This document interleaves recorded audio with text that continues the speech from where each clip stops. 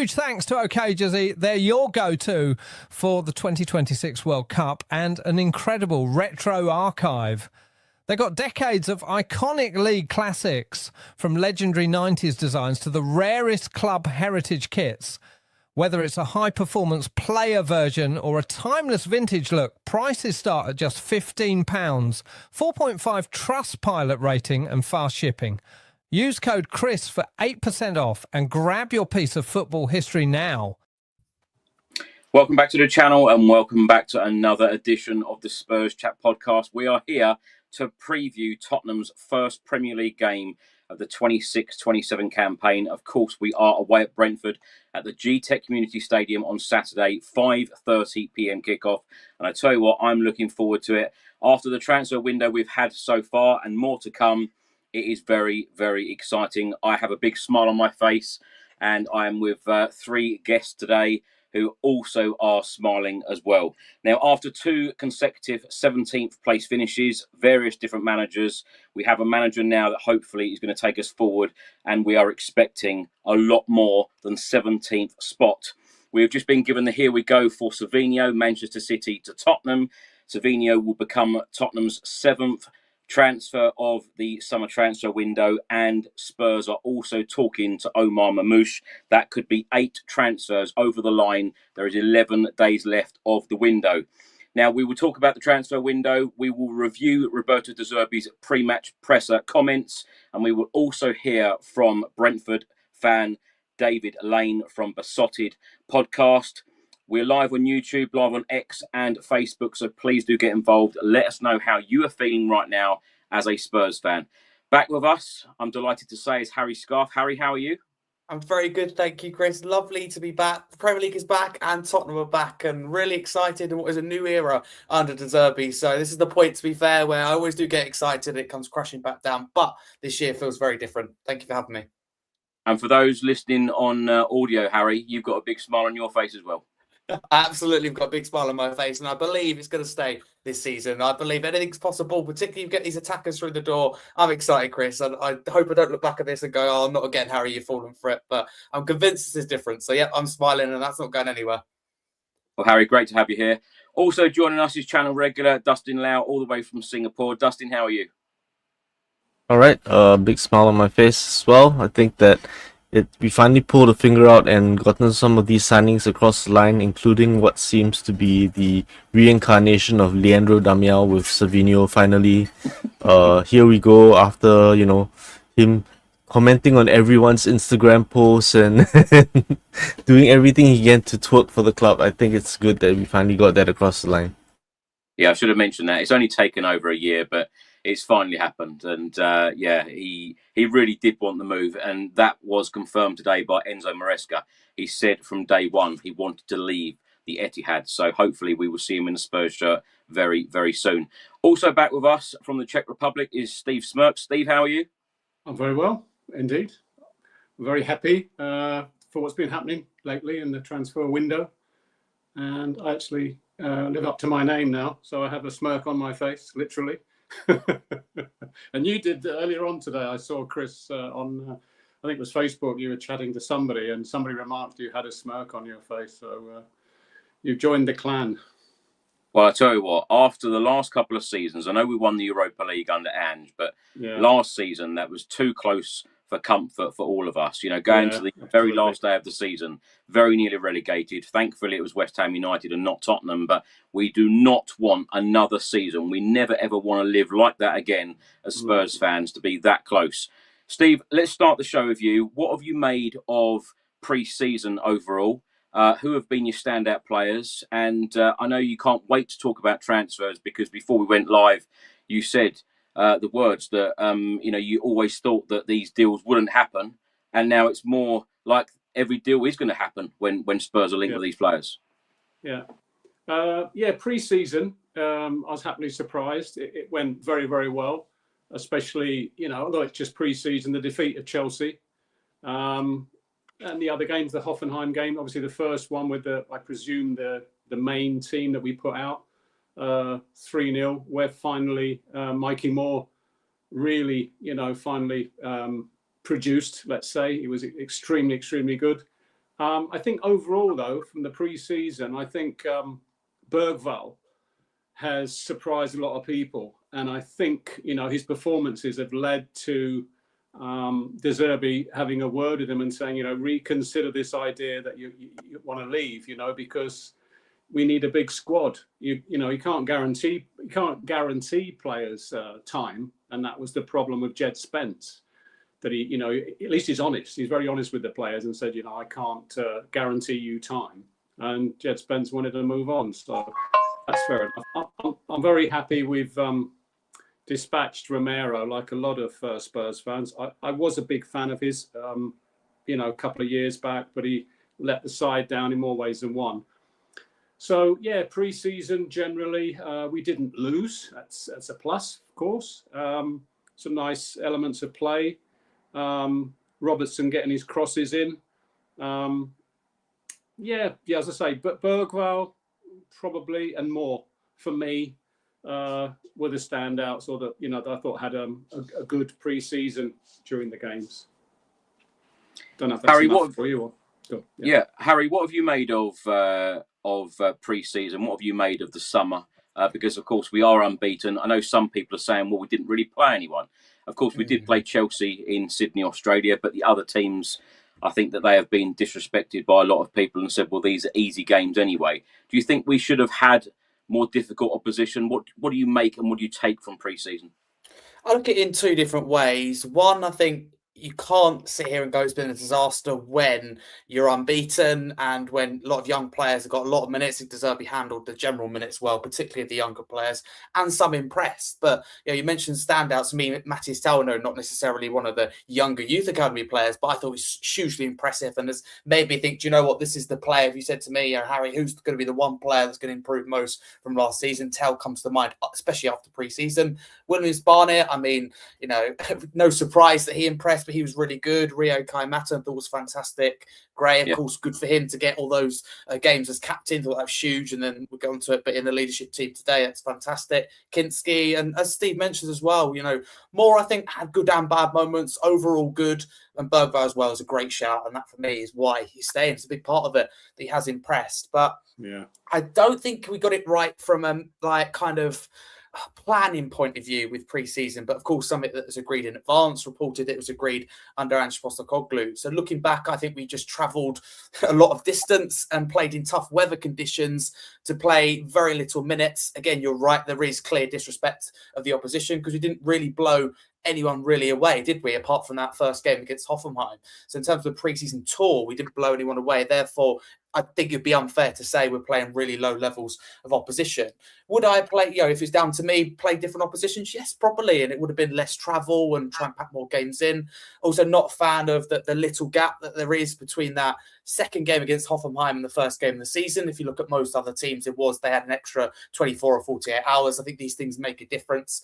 But the real shame is that Mickey van der Ven played no minutes. That's, for me, a big thing. And the likes of him, Kudus, not quite there yet. So we're at a point, Chris, for me, I'll end on this, that Brentford for the first game of the season where it's going to be a little bit weaker team than we'd want. For example, Porro ruled out. Again, another that hasn't played a minute, understandably. World Cup final and won it. Congratulations to him with Spain. But Porro, Van der Ven, Sarr, I don't think he'd be involved anyway, but he's out. Front line missing a few. So, yeah, it's going to be difficult for now, but I think hopefully come the end of the window with signings and with players returning, our squad will look a lot healthier. So pre-season's mixed for me, Chris. Poor from a management point of view, but De Zerbi got it right. I just think the club, in terms of when they agreed it a year or two ago, I think could and should have done better. Dustin, let's come to you. It was confirmed by Roberto De Zerbi in the pre-match presser today that Mickey van der Ven has been given the captain's armband for the 26-27 campaign. Let's hear from Roberto De Zerbi. You've also sold many players, Jed Spence and Christian Romero, your club captain. Can you tell us the new Tottenham Hotspur captain? Yes, the new captain is Mickey van der Ven, the second Pedro Porro, the third Ben Davies, the fourth James Madison, and the fifth Archie Gray. Why 5 captains? Just because I want many captains inside of the pitch, and to be clear in the position. and every one of them they deserve to be a captain or in the group of the captains. But the personality, the passion is not if you have if you are captains or you are not captains. Thank you. Good luck tomorrow. Dustin, what do you make of the appointment of Mickey van der Ven being club captain, and what do you make of Roberto De Zerbi naming 5 captains there? Because I tell you what, in the last couple of podcasts that we've recorded, I've said last season when Romero was not on the pitch and Mickey van der Ven was given the captain's armband, you get that extra 10% from Mickey van der Ven. You also get that real aggression, because when he's wearing that captain's armband, I just feel like you get so much more from him. What do you make of this appointment and this announcement? I think you're right that when you give Mickey van der Ven the captaincy, he does take on the responsibility and it does add something to his play. I think we saw both the positive and negative sides of that last season, where the positive side of it was he took the game by the scruff of the neck. He scored 4 goals, I believe it was. And I think the challenge with that was that when it wasn't working under Thomas Frank, the responsibility then weighed heavily on him. And that's when he started to not play within himself, but then realized that as captain, the responsibility fell on him. I think that's when he was also, he spoke about his challenges going through the season with kind of abuse that the fans were giving him. So I think that while it was good that he had the additional responsibility, I think the system behind him also has to work, because he is a very young player to be placing this responsibility on his shoulders. From that perspective, I think that now that we have a coach with a better tactical philosophy, and I think that we're going to have we're going to see more of the benefits of Mickey van der Ven's leadership as the captain. I think it makes a lot of sense to have 5 captains, because given our injury records, unfortunately, I think that he can never guarantee that there's any one player that's going to be captain and on the pitch the entire way, except maybe Pedro Porro, because he seems to play almost every single game. I think it makes sense from that perspective that Pedro Porro is like the second captain. I find it interesting that Ben Davies is ahead of James Maddison, and that Archie Gray is one of the 5 captains as well. I would suspect that, given more time, Kinski will probably be part of that leadership group as well. But I think that I've always felt that having your goalkeeper as a captain means that he's at one side of the pitch. He doesn't get to influence what's happening in the front of the pitch. So I almost feel like with your captains, you want an outfielder, because the captain is the person that is on the pitch, your on-field general. I wouldn't be surprised to see Tonali acting as his on-field captain at some point as well, because it's kind of like that player that's in the position to pick everyone up and to tell teammates what they need to do, especially if they're going through some difficulty. Dustin, how are you feeling about this upcoming season, the fact that the season starts tomorrow? I can't believe that it's, I can't believe it's so fast. I can't believe it's already tomorrow, even though, we've had a World Cup in between and everything. It just almost feels like the season's never really ended. And I feel that with the way these tournaments are scheduled, how you have you have different international tournaments that are now like put into the off season, it almost feels like that Mitch and Webb and Mitchell's skit where the football never stops. So I feel like that's also why we're seeing a lot more injuries these days. So I think while we like football, and when it's not happening in the summer, it sometimes feels like there's an emptiness. I think that the opposite hasn't really worked out very well for us, where we've always got an international tournament. Players are always getting injured, and that's why we need to have such large squads now, because player injuries have become like, it's just a reality. It's almost unavoidable these days. Mm-hmm. Steve, let's come to you. Let's talk a little bit about transfers, because as I mentioned at the top of the show, we've got 6 deals done, confirmed so far. Dubravka, Robertson, Senesi, Van Hecke, Fernandez and Sandro Tonali, and Spurs have spent big money in this transfer window so far. And some people, some pundits are getting a little bit worried, I think, and a lot of people are Yeah. saying, oh, they've overpaid for some of these players. Yeah. How do you feel when you hear some of these comments about, in particular, about overpaying? I think there's a jealousy element to it, and I think they're also, to want of a better phrase, they're quite gobsmacked that Spurs are actually paying this kind of money. It's the market is the way it is. It's for the first time we've actually got the people that we've been going for, especially with Savinho just recently. There seems to be a kind of bitterness from Man United fans, Newcastle fans, Aston Villa fans. I've not heard much from the other lot down the road, but no, it's it'll we'll see as the season progresses if these people are really worth the money that we've paid for them. It's no use sort of saying now, we've overplayed for Tonali.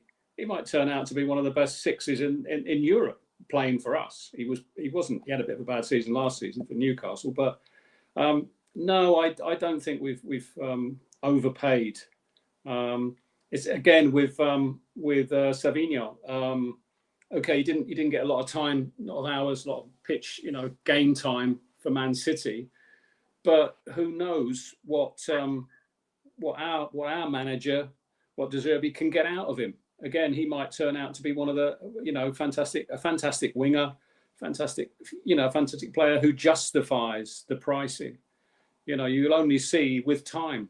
So I do feel, that we've finally put our hands in our pockets, or the club have finally put their hands in their pockets. So it was well overdue. We've also got people out the door.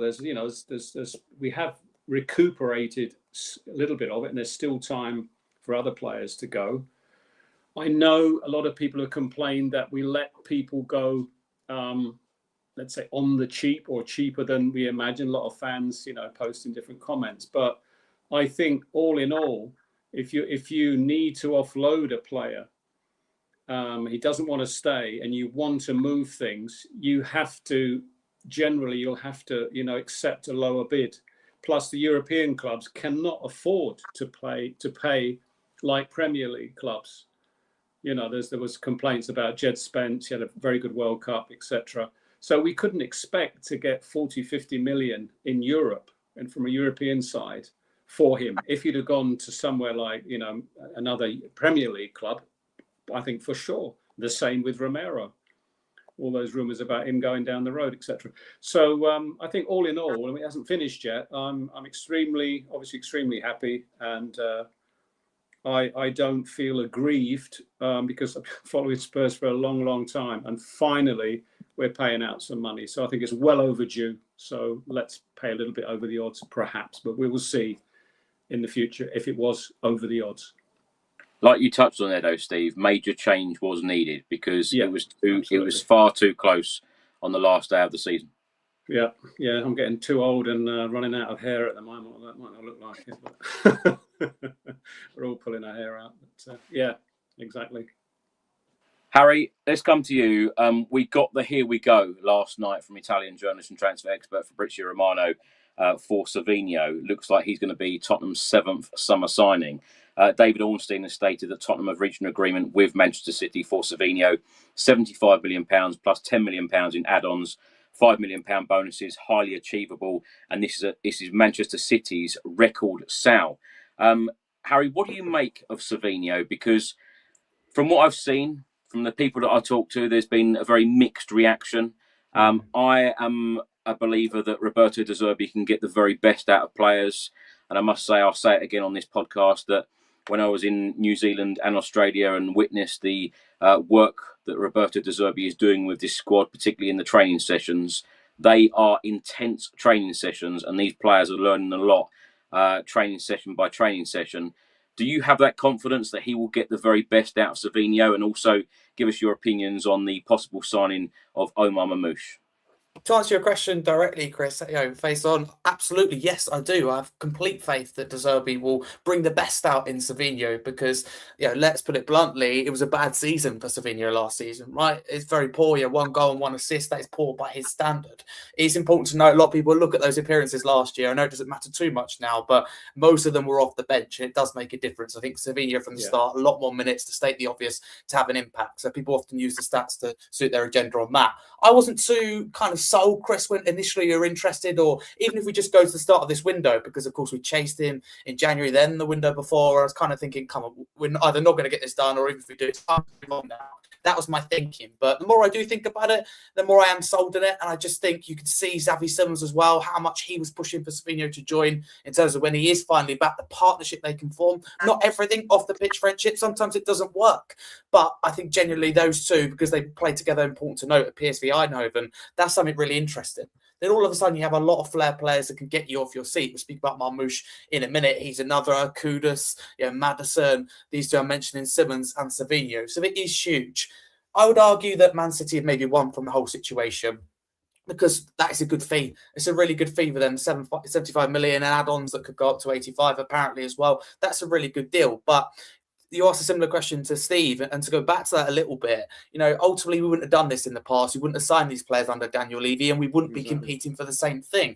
And fans do want it all, they want it all their way. Like I'm seeing now in terms of, we're paying too much a wage, but they're the same people making the argument, and they were right at the time, and they still are, that we weren't paying enough for wages. You can't have it the perfect scenario, as I call it, every single time. Sometimes you're going to pay more in wage, pay more in fee. I think it's ambition, Chris, to go, whether it be Van Hecker, that's a great example, way over his market value, but to go, I believe you're going to be worth this very quickly. That backs De Zerbi and his coaching ability, and I think it backs the player to go, I believe in you to get there. Reminder, we did do it under Levy as well with Van der Ven. He wasn't worth what we paid at the time. Absolutely is, way above that now. So I would push back on that. But on Marmoush as well, my wish for me is that, again, a little bit more household name than Savinho. Mind you, with the Spurs fans, it will be Savinho, because we've heard about that for about, 375 days now. Crazy. But Savinho is the one that, for the long term, to really watch. And from a coaching perspective, I think can go from here to here. Hopefully, he has to. But Marmoush, I think, is more ready now. If you're thinking, right, who's going to get us these goals and assists from now to January? That is Marmoush. But Chris, you say over the next 2 years, 3 years, Savinho is definitely one to watch and should be really exciting. Between them, I think it's absolutely worth it. What we're paying, again, is Savinho worth 75 million now? No. In the words of a City fan I spoke to today from a podcast, he says he's worth about 40 to 45 million, but he believes he could be worth 100 million in 12 months. There you go.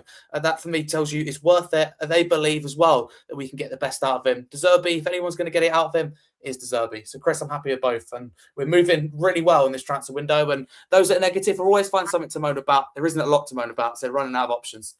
Absolutely. Harry, are you surprised the fact that we have spent so much money in this window? Because when you look, Fernandes, 85 million, Tonali, £100 million package. It looks like the Savinho deal, £85 million package. Did you ever think that Spurs would be spending this type of money? And, you and I have spoken on various podcasts about backing the manager. What is the definition of backing a manager? Because we could go back to 2019 of Mauricio Pochettino saying that we've got this wonderful mansion, we need to put the furniture in. This is the definition of now putting the furniture in. It is. And you say, what's back in now? This is what we're seeing. It's a back in of a manager. Two things we haven't done in my lifetime anyway at this football club. One is stick with a manager and show them the time and patience and trust. And another is backing them. And I believe we are seeing both of them right now, particularly on the backing side. And to answer your earlier question, your first question you put to me, no, I'm genuinely shocked. I did not expect this. I'd be lying to you to say I would, and that's what I try and say. Right, just use my dad as a example in this. I find him extremely negative. I know he's not the only one, but I turn around to him a lot and I go, surely you would have taken, 185 million pounds spent in midfield on Tonali and Fernandes, right? A lot of us thought it would just be one or the other. No, we got both, and it's the same with Van Hecker or Senesi. I remember the conversation. Who would we want? We signed both. That type of thing isn't spoken about enough. Same with Savinho and Marmoush. My polls I've seen on X. Which one would you rather? It looks like we're going to go and sign both. So for me, we're beating even those that are the most ambitious. So honestly, Chris, fantastic. And if we get Savinho done, looks done, Marmoush done, that's huge. It's very, very close. You get those done to a 10 out of 10 window. We dramatically, for me, improve the midfield. Huge. Right, Palhinha and Basuma leaving. Basuma under contract, Palhinha end of loan.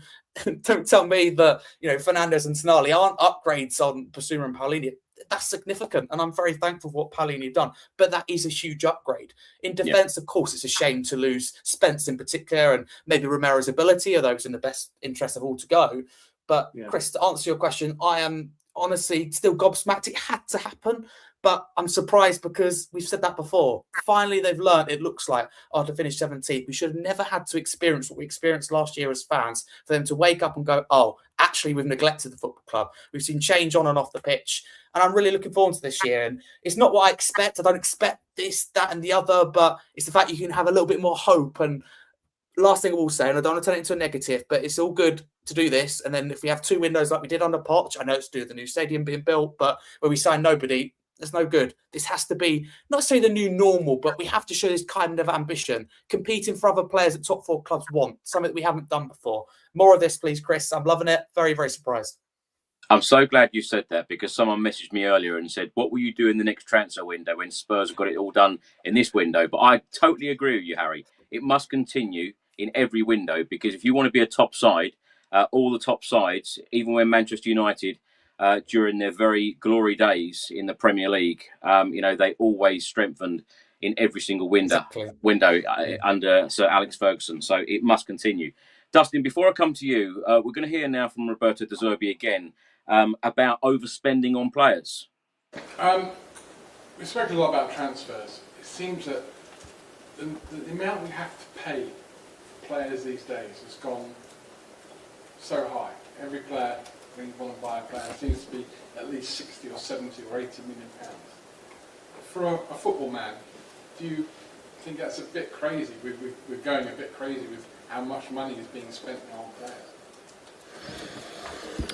But I think Premier League is different league. It's different price, different competition in the transfer market. I don't know if it's right or not, but on the market, and I'm not speaking just in football, in general in the market, you can't say if it's right, fair or not.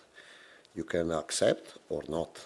And if you want to compete in Premier League now, you have to adapt. I think I heard too many times Tottenham money, but I love football from a long time, and I didn't see teams competing for the high level without spend money. Maybe if Tottenham spend money is a problem in Premier League, I don't know why, but the other teams, all other teams, they spent money in the past, also in this season. But for me, it's not a pressure, it's una considerazione, no? Tottenham spend money in the Premier League, and it is a problem. And what about what Ange Postecoglou said? Tottenham does funny things to people. Dustin, what is it with this narrative from all opponents, fans and pundits at the moment? Because when Spurs didn't spend money, Spurs weren't being ambitious. And the second now we are spending money, we're overpaying and we're not doing things in the right way.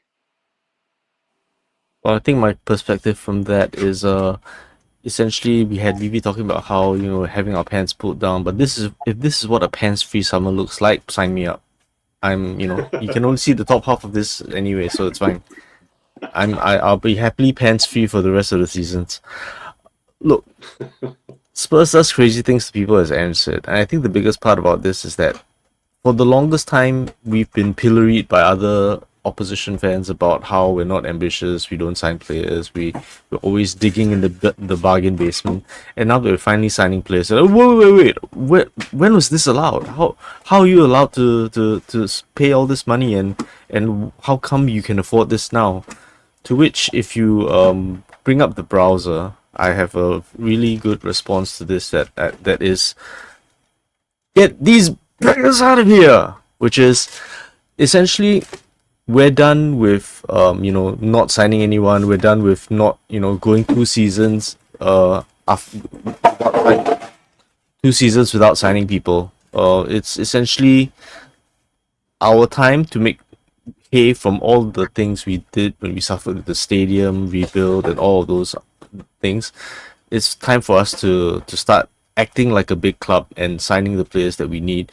And Roberto De Zerbi said we're going to have 2 players in every position, and it looks like we're actually doing that now. Yeah. Dustin, let me come back to you on that, because Roberto De Zerbi was asked about Jed Spence leaving. He said, I'm really disappointed in Jed because I love Jed. But of course, he couldn't guarantee Jed 38 games in the Premier League every season, particularly with the right-back situation. And when he was asked, are we signing another right-back? Do we need to sign another right-back? He said, no, Archie Gray can play in that position. Are you surprised by that? Archie Gray can play every position. I think the problem really is Archie Gray has never really been allowed to play in what he regards as his best position, but it's also the position that we've made all the expensive signings in. So I think the reality with Archie Gray is that he is I think it's a bit of a meme where he can play every position. He's played as centre back, he's played as right back, he's played every position that he's needed to. But I think his flexibility also means that he can slot in wherever he's needed. And it's more that he's got the footballing intelligence where he may not play ideally as a career right back. But I think that developing the skills in the position, I think it's more of his tactical awareness that De Zerbi likes, which is whatever position he's in. So De Zerbi doesn't see players specifically as you are a player in this position. He sees players as you have these attributes. And anyway, what are positions anyway? We see like formations on the starting lineup, but what are those formations? Those are out of possession formations. How are we defending? But when we're attacking, normally we're attacking as a 2-3-5 or something like that, right? So the idea of like a position being static anyway doesn't really exist, because it depends on whether you're in possession, you're out of possession, what movements are you making, where is the play progressing. So from that perspective, a player that's hyper flexible, a player that understands where he needs to be, has the game intelligence of because the game is loaded here, there's more space over there. Those are the kinds of players that De Zerbi wants, with the intelligence of being able to move and to understand the game well enough to understand where they can make an impact and what they need to slot into, whether it's switching flanks, whether it's cutting inside, whether it's providing support on the outside and maintaining width. I think that he appreciates that kind of game intelligence. So having Archie Gray and not having Spence, for example, another reason why he's moved away from Spence is that one of Spence's best attributes, which we saw in the Thomas Frank, he relied on him a lot to carry the ball out from the defensive line into midfield. But now that we have 2 of the best, deep passing centre backs in the game with Senesi and Van Hecker, it's clear De Zerbi doesn't want us to carry from the defensive line to midfield. He'd rather we pass our way there. So one of Spence's greatest strengths is negated. We don't need that anymore because that's not how we progress the ball from the back. And I think that's part of the reason. He wants players that are flexible, that follow his directive on how he wants to play. And for Spence, it would have been, his instinct would be to carry the ball, but that's not what he wants. Dustin, how excited are you by the style of play under Roberto De Zerbi? Because, of course, those last few games last season, it was all about survival. But this time, we want to see De Zerbi ball. We want to see entertaining football like we have seen, like he brought to Brighton. Of course, he guided them to their first ever European spot in their history. We want to see entertaining football, and we know that he is going to play the Tottenham way. We know that we are going to be entertained. How excited are you by that? The way that I think the biggest indictment of Daniel Levy's term as chairman was how he would knee-jerk from one style of manager to another, where we would have, we would have a Pochettino, and then we would go, now we're going Mourinho, and then we'd have Conte, and then now we're going Ange, and then after that we go Thomas Frank.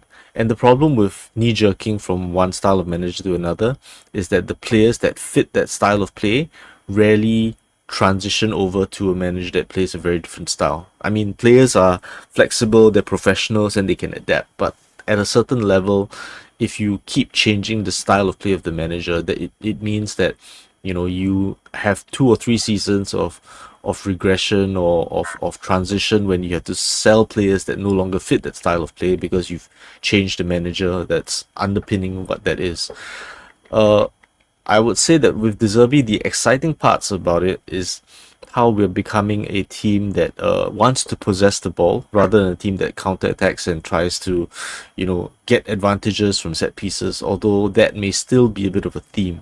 But I think that the other part that's very interesting for us is that the Premier League over the last 2 seasons has become a very interesting from a tactical perspective, but it's been the way teams have been playing have been like hybrid man-to-man presses where it's generally zonal, but in certain phases of play they go man-to-man, and that's why teams have become games have become more attritional and more like chess matches, and teams have cancelled each other out a lot more. I think the interesting thing about the way De Zerbi plays is that his style of play is actually ideally suited to beat man-to-man presses. So the way that teams defend and the way a lot of Premier League teams defend is actually kryptonite for the way De Zerbi does plays, because he wants you to press, he wants you to pull yourself out of position because he will exploit that space. From that perspective, I think for teams that like to press high, it actually hands an advantage to us because that's what De Zerbi wants. And I think what we have now is we have the signings for teams that sit back in the mid to low block. We now have the signings to be able to unpick the lock for those teams. So that's part of why the new signings are exciting, is because we have De Zerbi style of play that breaks teams down that want to press us, but now we also have the players to unpick the lock for teams that defend deep. Steve, let's come to you. I just want to go back to talking about the, people saying about overspending and that question to De Zerbi about overspending. And I love the way that he responded there, because it is about first choices. And Spurs have been so heavily criticised, particularly in recent years under multiple different managers, where we have sometimes ended up with our third choice, our fourth choice, our fifth choice. But Spurs now are going out and making sure that those first choices that the manager wants, Johan Langer wants, etc., we're going to get them. Yeah, he was basically saying, if you want to be a top club, you want to, eat at the top table, you have to invest, and that's what all the other teams have been doing. He's basically, without sort of criticising the past, he was very, clever the way he just said, we're only doing what the other sides are doing, your Liverpools, your Manchester United, and so on.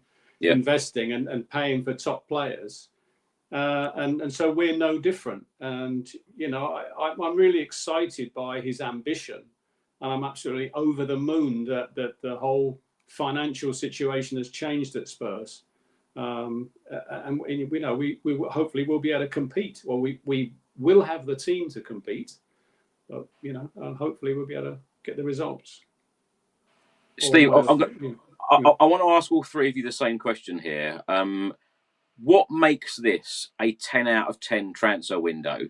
And so far, what's happened in the window? Is this Tottenham's best ever transfer window in our history so far? Who are you asking first? You first, Steve.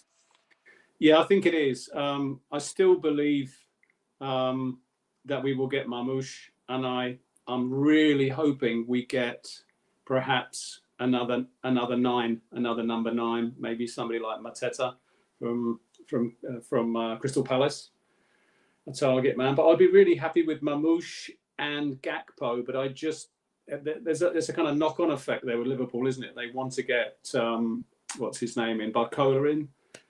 And if they get him in, maybe then they'll release Gakpo. So then I would be happy with Gakpo and Mamouche. I'll be over the moon. I mean, I'm already extremely happy at the moment, but yeah, it's incredible at the moment. It's extremely interesting. Yeah.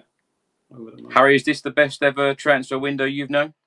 Yes, end of. Simple as that. Yes. Yes, and yes. Yeah. No doubt about it. I'm very, very confident it is. Even better what we do from now till the end of the window, yes. But still, even if it finished now, we get Savinho done, I'm still happy because I didn't expect to spend that amount of money to get it right and to become a really good selling club and an ambitious club in terms of bringing in players in one window. I didn't think I'd see it anytime soon. So that alone, Chris, absolutely is. So what makes it a 10 out of 10 window? Good question. Well, for me, it would be Victor Osimhen, but that is extremely unlikely, right? That would be my preferred candidate because he's a proper striker, and I think we are serious. Honestly, I think anything is possible if you get Osimhen over the line. That would be 10 out of 10, right? But even if we get Marmoush and Gakpo come in, Steve's right to say, of course, a typical number 9 would be great. But under Ange, and De Zerbi talks about Ange rightly a lot, we didn't really have, if you think about it, or he didn't play, I should say, with a typical number 9. Often was Son in that position. Sometimes I liked it, sometimes I didn't, I'll be honest.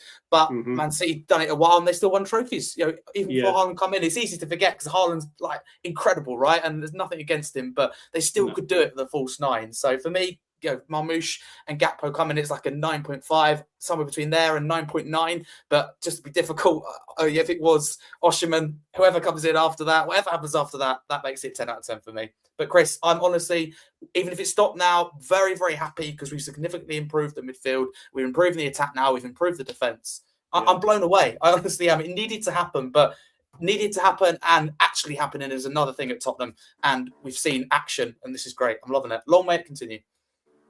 Dustin, what else do we need in this transfer window before it does close? Because I've been saying for the last couple of weeks, and I think a lot of people are thinking the same sort of thing as well, that someone like Omar Mamouche now could be that extra player that Roberto De Zerbi can now rely on, because we've had so many injury issues to the likes of Richarlison and Dominic Solanke. Striker is definitely the position where we do need to make a signing, because in lieu of signing Savinho and Marmoush, if we were going into another season with our striking options being Solanke and Richarlison, I think that most fans, we're happy now because one of those signings got over the line. But I think that if we didn't have the Savinho and Marmoush signings confirmed or close to confirmed, a lot of Spurs fans would put the score for the window down definitely 8 or below, right? It wouldn't be anywhere close to 9 or 10. These are the two positions where we have really suffered, and primarily I think the reason that we suffered a lot in the striking position is because they're very single purpose tools. So for Dominic Solanke, he's a good connector. He brings his teammates into the play. He holds the ball up, he brings the wingers in, then he arrives in the box. But he's not very good at arriving in the box to score chances. Richarlison is better at that. But Richarlison's ability to hold up play, and he's got a terrible first touch. Basically, if you could combine the two of them, they would be a more complete striker. But you can't combine them, and their injury records have been pretty horrific. So the idea of going into the season counting on the fitness of Richarlison and Dominic Solanke would have been quite disappointing for many Spurs fans. So the fact that we've got Marmoush in, the fact that we've got Savinho in is a start. But I think we definitely need Marmoush in. And I agree with Harry as well, which is I've been banging the Victor Osimhen drum for a long time. But I think that his wage demands are going to be very unrealistic just because of the taxes. And you practically need to pay him over 500 a week just to reach parity with what Galatasaray are paying him. Gary says here 9 out of 10 with Marmoush. The rebuild is almost fully completed and in one window, which surprises me. And I think a lot of people are surprised by the intent and the ambition. And I think it is worrying a lot of opposition fans right now, which is putting a huge smile on our faces, because it's great to see other people worried about what Spurs could do next year, certainly under Roberto De Zerbi. Steve, before I come to you, I'm just going to play another clip from Roberto De Zerbi, because he was asked about the medical department and how important they are going to be for the upcoming season. You mentioned about learning from last season. If I learned from last season and maybe the season before, even maybe before that, fitness of players, keeping players available, being able to. I haven't seen Dejan Kulusevski in a Spurs shirt. I don't know, since colour television was invented. It seems like that anyway, so long. How are you going to keep your players fit this season, which is what seemingly has not happened here for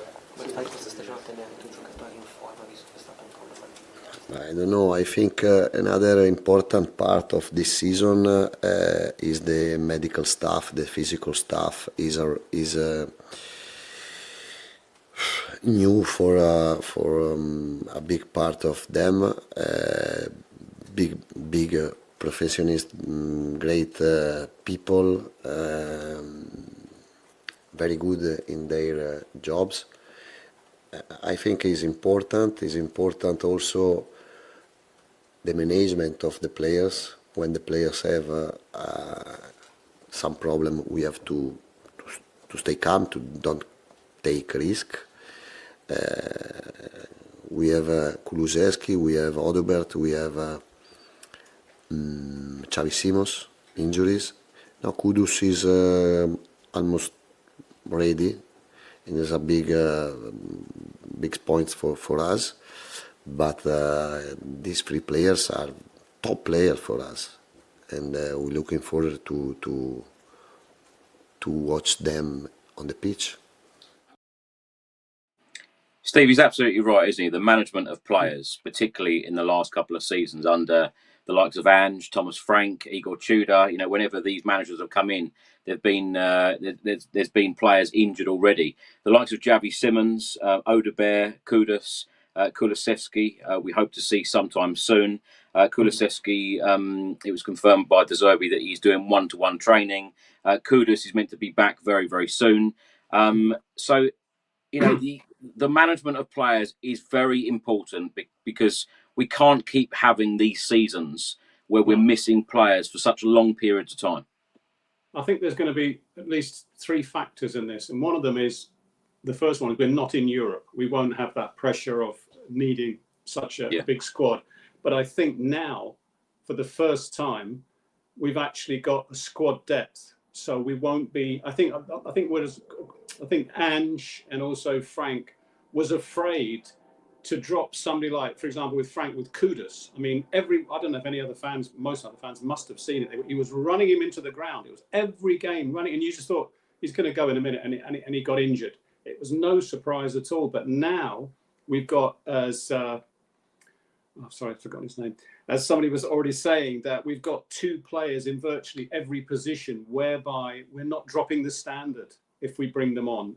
So basically, De Zerbi will see the signs if someone needs a rest and swap them. Squad rotation, basically, basic stuff. So there won't be that need to keep playing the same people all the time. That's pretty basic. Yeah, actually not 3 points, but 2 points. That we've got a much bigger squad. We've got a deeper squad without reducing the levels, and we're not in Europe. Okay, we'll have a couple of cups. Hopefully, good runs in that, but we'll have less games. And I think there's no need for him to take risks with players as in the past, because even Ange was doing it as well with players when they kept using Van der Ven to go on those bursting runs and playing the high line. He had to keep running back, and eventually the hamstring went and so forth. So now we've got a depth in squad, and I don't foresee any drop off at all. So that'll be the big advantage as far as I know. I don't know about changes in the medical team, if there's been any, who's got new people in or whatever, as far as that goes, if they've improved upon that, because they made a lot of mistakes with both Ange and with Frank, not managing the players properly. There has been many changes in the last couple of years. Okay. I understand there's been even further changes, and Vinay Venkatesham has come out and said a number of times since his short time at the football club that he is always looking to improve everything at the club, and that is exactly what is needed, because the injury crisis just cannot continue again for another season under a different manager. Harry, let's get into talking about the Brentford game, which of course takes place on Saturday, 5:30 at the GTEC Community Stadium. Before we get your thoughts on the game, let's get the team news from Roberto De Zerbi. Team news for tomorrow for your first game of the season.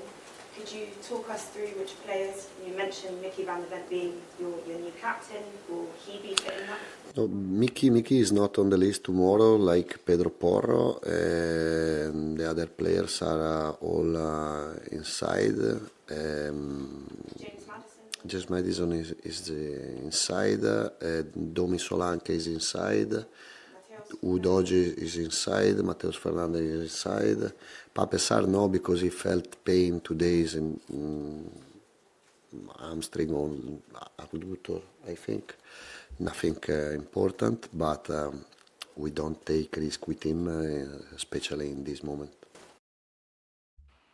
Harry, what's your reaction to the team news? I suppose what we ought to pick up on there is that Dominic Solanke is available for Roberto De Zerbi, another forward. I don't think it's any surprise that Pedro Porro is not available. Mickey van der Ven isn't available for this game. But how are you feeling generally going into this game, Brentford, on Saturday? Well, first of all, the interview was quite rude to keep interrupting just little comments to De Zerbi. I know you're trying to get kind of get your article, whatever, and try and find out about certain players, but you can tell he's trying to think and answer the question. So that would be just get that off my chest. How am I feeling? I'm feeling confident for the season, but not confident for Brentford because, like I said, in terms of from like kind of planning point of view, I think we got it wrong with pre-season. I don't think we're quite ready yet, both in terms of players being available, still players needing to come through the door. Same for many clubs, I'm sure. And comments, for example, likes of Gary Ward, who's great by the way, he makes a really good comment in terms of some need to go out the door as well. And De Zerbi made an interesting comment today. He said, I want 21 to 22 players, not 25 to 26. That was really interesting. So he wants a smaller squad. I heard that and I thought, yeah, that's great. Of course, you'd rather 21 better players than 25, 26, average players. He's right. But with our injury record, that's concerning to hear 21. When you think about it, it makes you worry. But if we can get it right, and the medical team, as you mentioned earlier, Chris, and as De Zerbi mentioned, is absolutely key. But in true Tottenham style, we named the leadership team, or as De Zerbi said, 5 captains. And one is available for tomorrow? One? In Archie Gray, that just, already, that is frustrating. I think there's the options in there, but that tells me that we're not quite ready again with the numbers wise. I think we're going to see a team tomorrow that people are going to be like, oh, that didn't look very good. So, and Brentford aren't, no mugs, to put it really bluntly, Chris. They're a good side. And if you speak to any Brentford fan, they'd absolutely back their side to get in Europe. This feels like the year for Brentford in what is a transition season for many. Very strong last year. Good additions this year. Capped holder players, something they haven't been able to do before. So we cannot rock up, and this applies particularly to the players in De Zerbi, but even from a fan point of view, we can't sit here and go, easy 3 points against Brentford, because I spoke to people 4-0, 5-0. It's great and all that. And you've heard from tonight that I am positive, but it could be a tough start. De Zerbi has typically started slow in his career. I know that we're used to fast starts and falling away after the first international break. I think it could be the complete opposite in terms of a really frustrating, slow start. Not terrible. I'm not saying we're losing the first 3 games or anything like that. But I'm saying a slow kind of average start, but then build into the season with new additions coming in, injuries returning, De Zerbi ball really implemented, because we didn't see De Zerbi ball last year. I believe you made the point earlier, and you're right, we haven't seen it. And you can't just 5-0 at Brentford and boom, we're off and win every game after that. It doesn't work like that. No rebuild works like that at all. No project works like that at all. A word we've used far too much when it comes to Spurs, but I do believe this is different this time. So yeah, the team's going to be uncomfortable to see. I don't think many people will like the forward line. I don't think many people will necessarily like the back line. We like Gray, but do we want to see him at right back? So yeah, I think tomorrow people are going to be a little bit disheartened, but it's about the long game. As we always say, it's about a marathon, not a sprint, and that couldn't be true tomorrow. I'll tell you what, Harry, you make some great points there, because Sunderland, of course, were a surprise package in the Premier League last season. Yes. Brentford were another, because one of our own, Gareth McGuinness, who we do the Premier League prediction shows with, he actually predicted that Brentford would get relegated last season after the departure of Thomas Frank. But Keith Andrews has done a wonderful job. As you mentioned, a great record last year. Dustin, how are you feeling ahead of this game? And let me give you a couple of stats here. Tottenham have lost their opening game in just one of the last 10 Premier League seasons, winning 6 and drawing 3, losing 1-0 at home to Everton in 2020. And Brentford have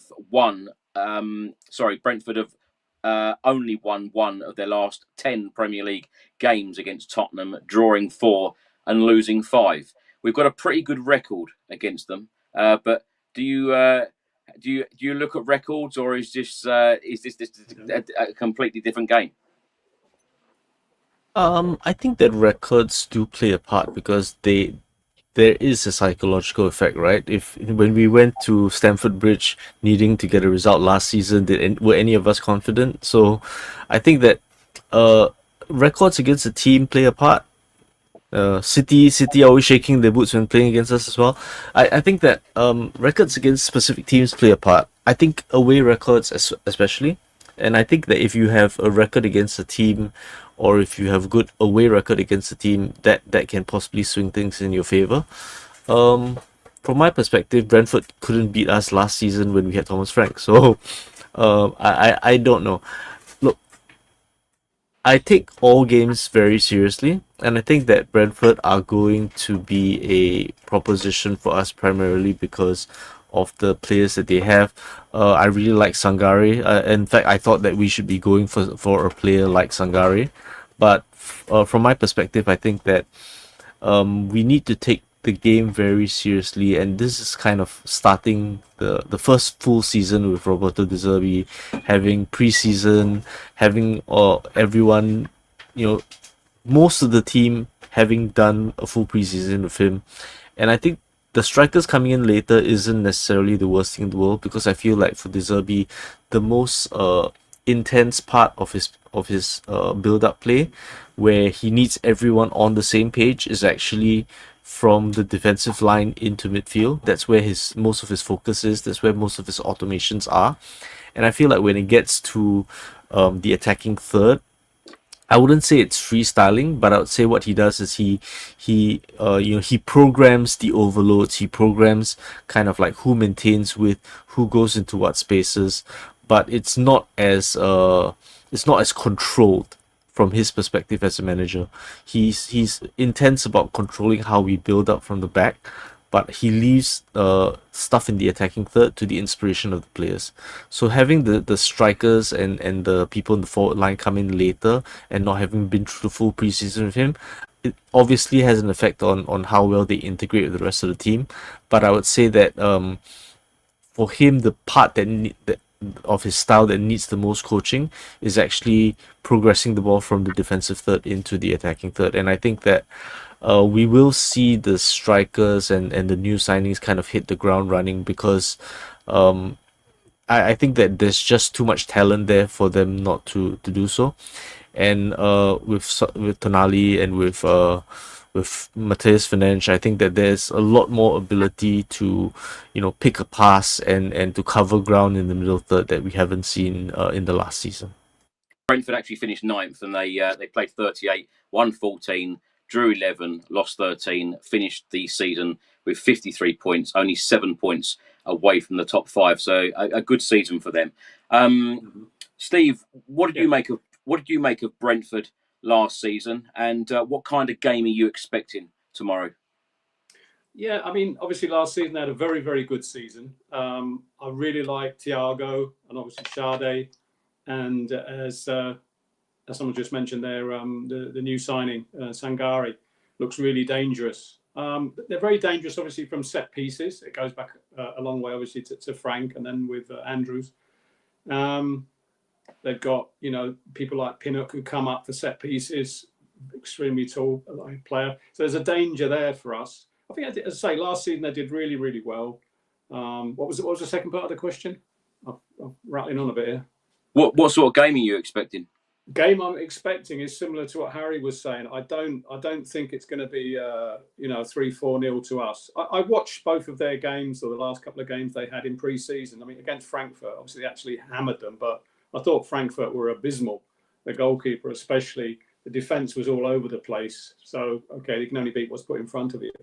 And the Rennes game was also a very weak opposition where they won, I think, 4-2. So they must be on a bit of a high from that. I think it's going to be a close game. And with the players we do still have missing and the new signings not sort of being involved as yet, we're going to find it difficult. I still think we'll just win, but we'll come to that. We'll come to that when you're looking for scores and things. Yeah, Difficult game.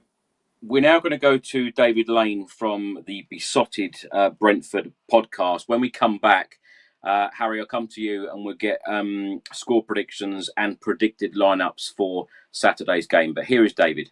We're looking forward to Tottenham. I'm chomping at the bit. I just want the season to start now. It's going to be a big atmosphere under the lights. Well, not under the lights, you know what I mean, but an evening kickoff now.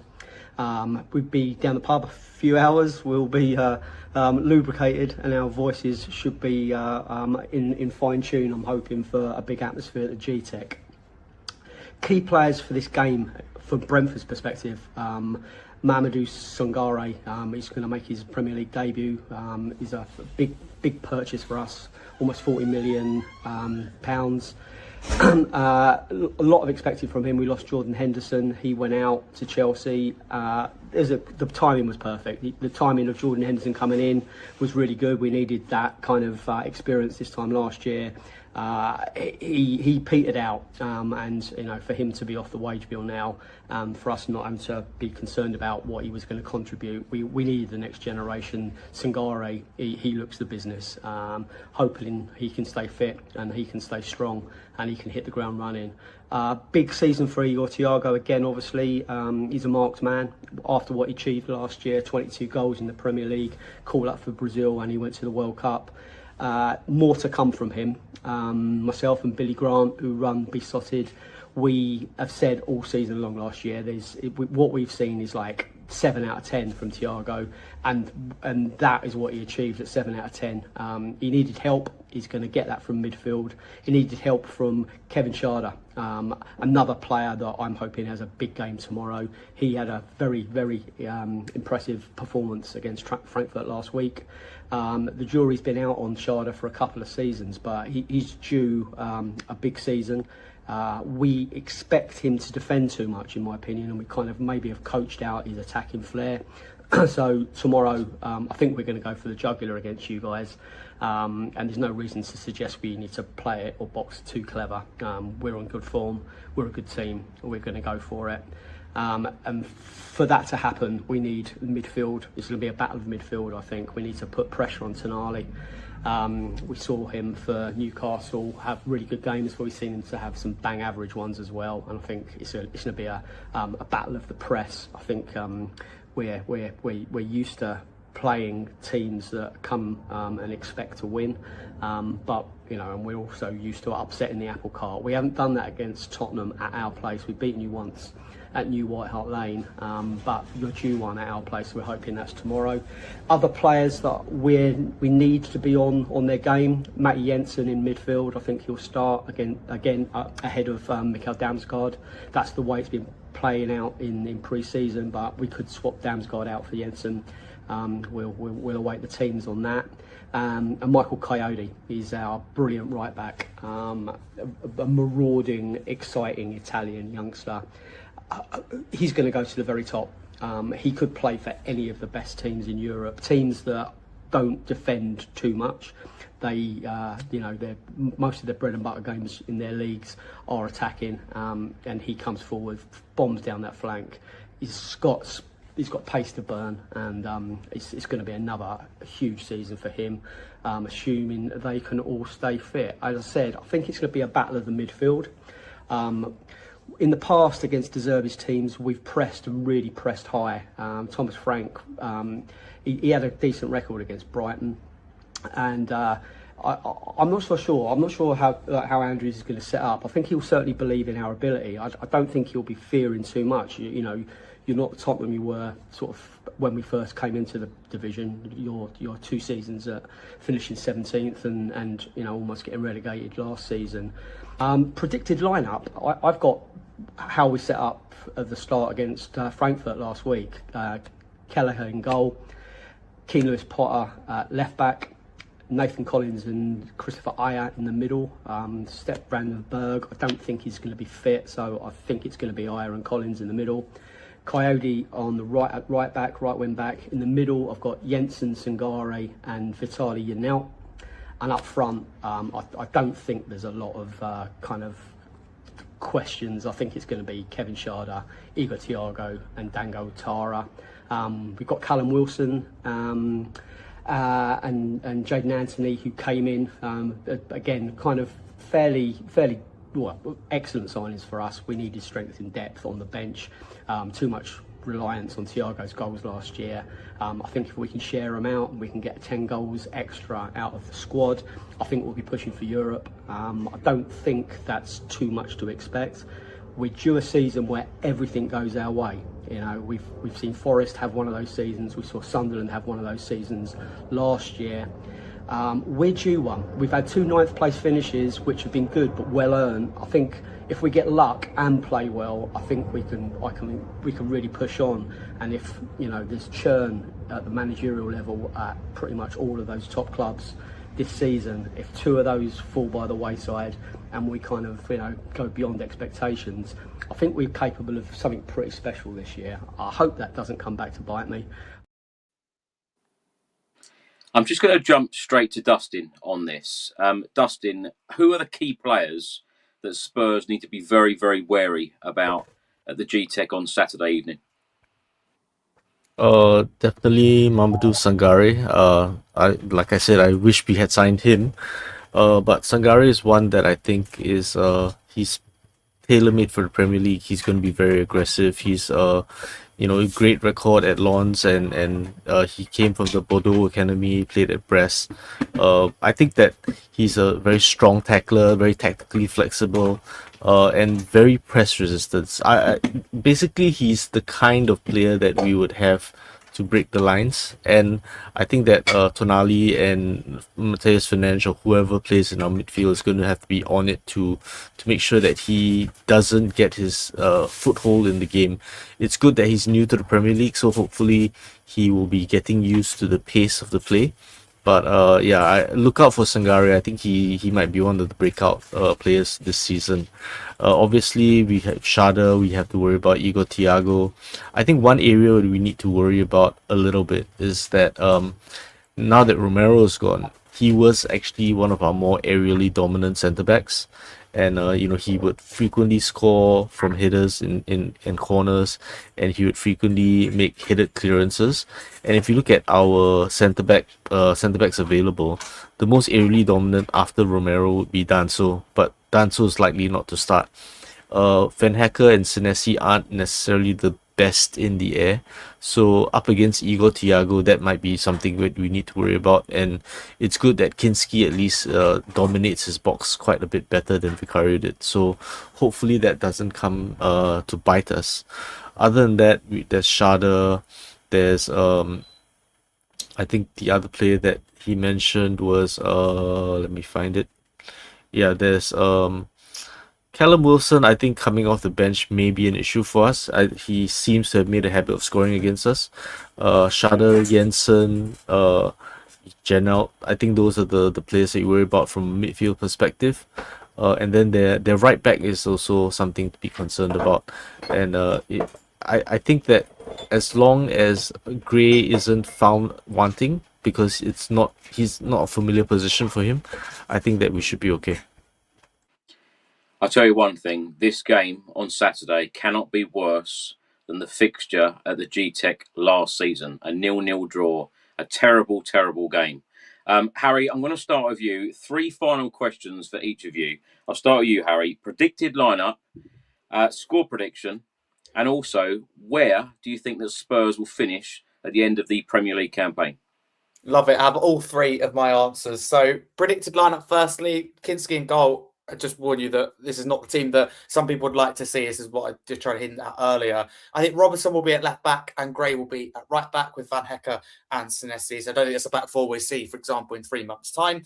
Bergvall and Tonali, I think, will start. I don't think Fernandes is quite there yet. Tonali, I think, absolutely will start to partner Bergvall with Gallagher just in front in that 10. Of course, Kudus is very close, according to De Zerbi today. Then the front line, I actually think Moore will be part of that front line with Tell and Richarlison. For me, Tell has to start. I'm really looking forward to seeing him this year. So that is my predicted 11. Score prediction, part of me thinks we do draw this game, but for the sake of being positive, because I do feel really positive about this season, I'm going to say 2-1 Spurs. I think there's a possibility that it's 2-2. Believe me, a couple of years ago, we did play them and it was 2-2 at the G-Tech. Much more interesting than that one you mentioned, Chris, 0-0. That was terrible. We talk about 0-0 draws. That is your classic. When you say 0-0 draw, that is what you think of. Absolutely terrible. The low of the low, if you like. And where do I think we'll finish in the league? I'm optimistic, if you couldn't tell throughout tonight. 3rd in the Premier League. Why? Because I think it's a transition season for Man City, for several clubs, including City, including Chelsea, including Liverpool. Arsenal, Man United, for me, are the only 2 that nailed on. And people disagree with that. It will go, yeah, but what about City? I think they're struggling. They need more players till the end of the window. Key is, for me, lastly, the players have been through the trenches under De Zerbi. And this is something we spoke about on my podcast, Scarface Spurs, yesterday with Dustin. They've been through the trenches for De Zerbi. And although we haven't seen De Zerbi born, we're still in a transition. I think we've been bigger and bolder in the transfer window. Never thought I'd say that, right? And that's seriously where we're at. I think it's going to be a very, very strong season. But let me just reiterate, I don't expect third. That was what I think will happen. But the point is, it's not third, and anything lower is unacceptable. If we get any kind of European football, and we've seen progression from last year, we've seen real intent moving forward, then I am happy. I think we can get third, but it's not like we must get third, if you see what I'm saying. So third is me being optimistic, but between third and fifth is the realistic aim. It depends on what happens to the rest of the window. If we land Marmoush and Gakpo, I'm convinced it is third, but bring it on. Harry, you're absolutely spot on there, because 9 managers are taking charge for their first Premier League game this weekend. 9 managers, so there is a lot of change, around the Premier League. Can I push you? Can I ask you for your predicted top 5 then? Yes, God, you absolutely can. Well, put it this way: on X, I put out my predicted table today, and I got blasted from every single angle, from every single club, even those that I thought I was being generous with. So that went down really well. So let's hope this goes down a little bit better. Pains me to say it, particularly being a Tottenham fan on a Tottenham podcast, but I think Arsenal will have it again this year. Unfortunately, in first, I think United are second. I did say those two were nailed on. Third, I think us, that's what I said. And then fourth and fifth is really interesting. That for me is up for debate. I think Chelsea in fourth and City in fifth. Again, that will ruffle a few feathers. I'm not saying I don't rate Maresca, but they're not there yet for me. They're really not. And pre-season, you can't take everything from, but judging off pre-season, Chelsea are a little bit further for me in terms of development-wise, a little bit more ready for the season than Man City are. So that is my predicted top 5, but not many people seem to like it. Liverpool, no? No, I think they're going to really struggle. Really, really going to struggle. And a lot of people say, yeah, they've had a good pre-season until they brought the kids on. So you don't always look at the score, and that is right. I don't think they could be in a round. I will say it'd be very tight, I think, again this year. We saw last year, it's rare, but we saw very tight positions, like we saw kind of from 7th to kind of 13th in particular, very, very small gaps. I think we'll see the kind of similar this year. But no Liverpool in top 6. Thank you, Harry. Dustin, same 3 questions to you.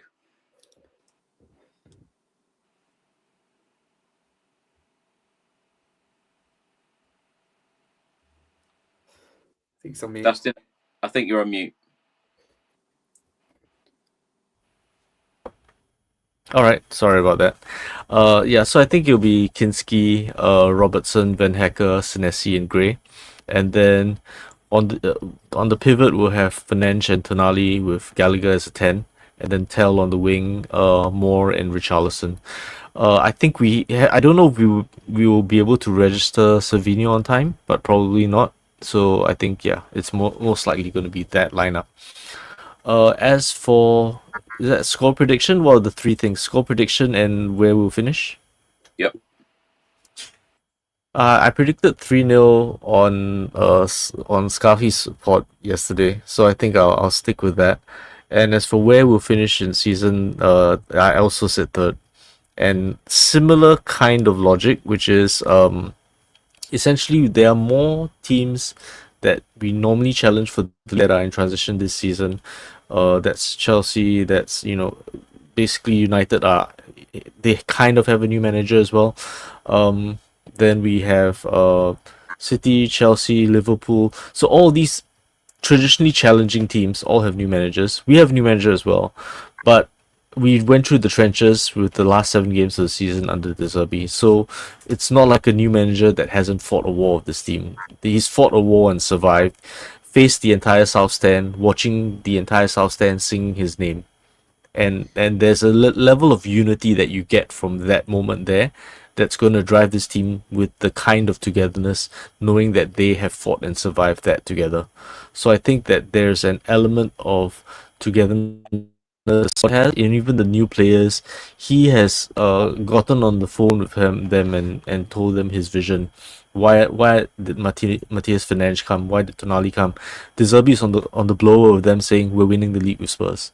So I think when you get people on, you recruit them with this mindset. There's no better time to go for the league. Leicester was 17th the year before they won the league ahead of us. It's time for us to do it. Steve, in an interview with TNT Sports this week, Roberto De Zerbi said the ultimate aim is to take Tottenham to the top of the Premier League. Now, we finished 17th last year, 17th the year before. Harry and Dustin now saying we're going to finish third. Are these two getting carried away? No, because I won't lie, I've got my predictions down here And as soon as Harry said third, I thought I better change it, but I'm not going to change it because I'm sticking with that. And I think it's realistic for all the reasons that both of them, Dustin and Harry have said, alluded to, that a lot of these top teams, the top six have got new management, are in transition. And although we have got a new manager, like Dustin was saying, he's gone through a war. I think he's got the whole team behind him. When he calls people up, they're coming, they're joining. No, I think it's realistic that we'll finish definitely in the top five. I think third, if I have to nail it down, between third and fifth. But third, yeah, I'll go for third. I did not expect all three of you to say third. No. Well, there you go. Wow. Well, very positive. Yeah. What was the other question? Oh, the result. The result and the predicted lineup. Oh, predicted lineup. Pretty much the same. Gray, Van Hecker, Senesi, Robertson, except Tonali. I think he'll keep Bergwall in the middle there and not Fernandez, whatever his name is, and Gallagher in the 10, and then tell Richarlison and Moore to start. That's what I think. But I must say, I don't believe in dreams, but I'll tell you anyway. About 3 weeks ago, I had a dream, the first game of the season, and all the fans, I was, it's like in dreams, it's a bit mixed up. 1 minute I was a fan, next minute I was on the pitch. It was stupid. And everyone's all buoyed up, and we go 1-0 down, and everyone's looking at each other, oh, here we go again. And then we came back and equalised, and then towards the end, we scored the winner. It's actually a player who comes in, he's dribbling from just inside their half, and a couple of players are signalling for the ball, and he won't pass it, and the fans are getting a bit restless. And he carries on running into the edge of the box and just blasts it in the bottom corner, and we win 2-1. So I'm probably going to look like an idiot tomorrow night. But I've had a dream, and it coincides with what I thought anyway, which was 2-1. So what can you do? I have to go to 2-1. Well, as I said at the start, as I said at the start, we're all hoping and dreaming for a lot better than what we've had in these last couple of seasons. And Roberto De Zerbi said that we are, competing for 3 trophies. He wants to go far in the FA Cup. He wants to go far in the League Cup. So let's hope that Spurs can finally put a domestic cup in the trophy cabinet, because that is way overdue. Yeah, I was going to say that exactly. That's that sentence. It's way overdue, isn't it? I was unfortunate. I went to the 2009 League Cup final. That was after we played midweek somewhere in Eastern Europe, and Chelsea had the whole week off, and we lost 2-0.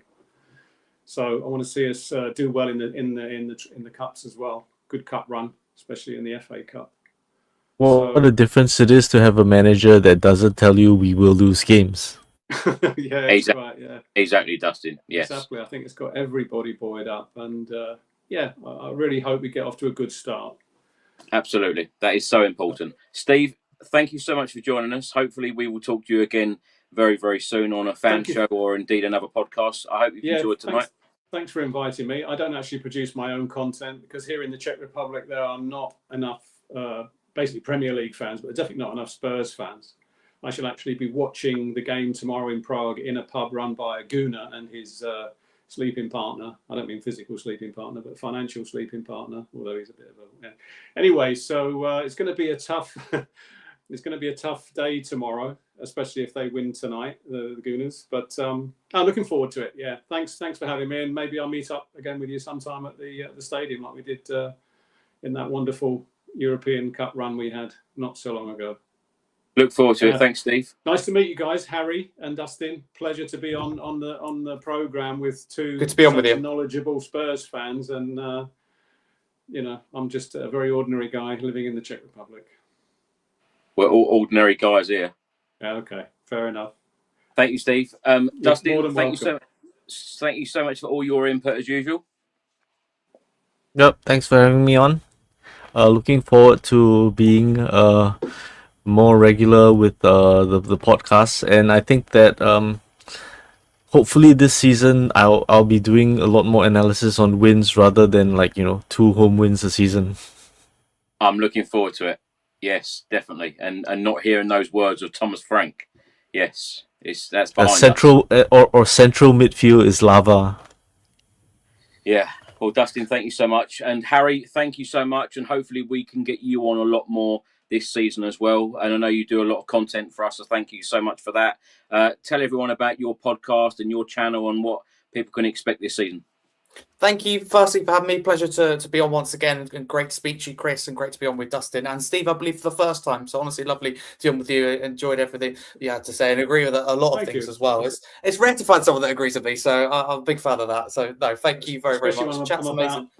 I'm about 30 years older than you. It's quite incredible that we have the same. We're on the same. And the rest.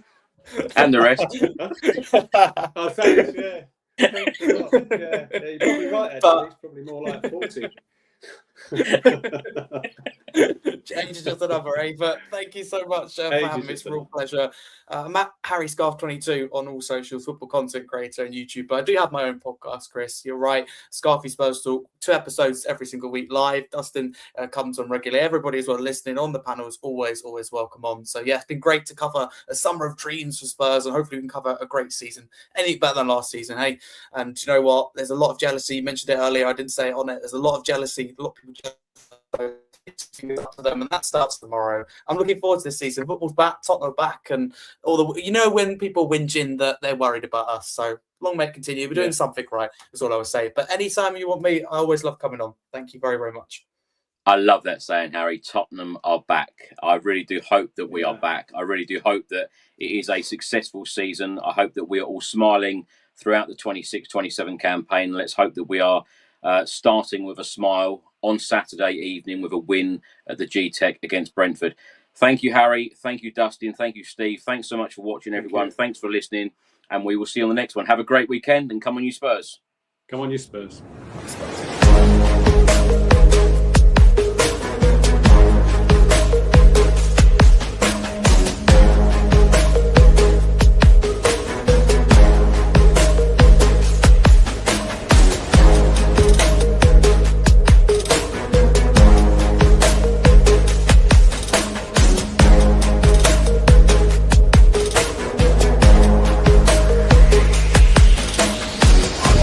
back.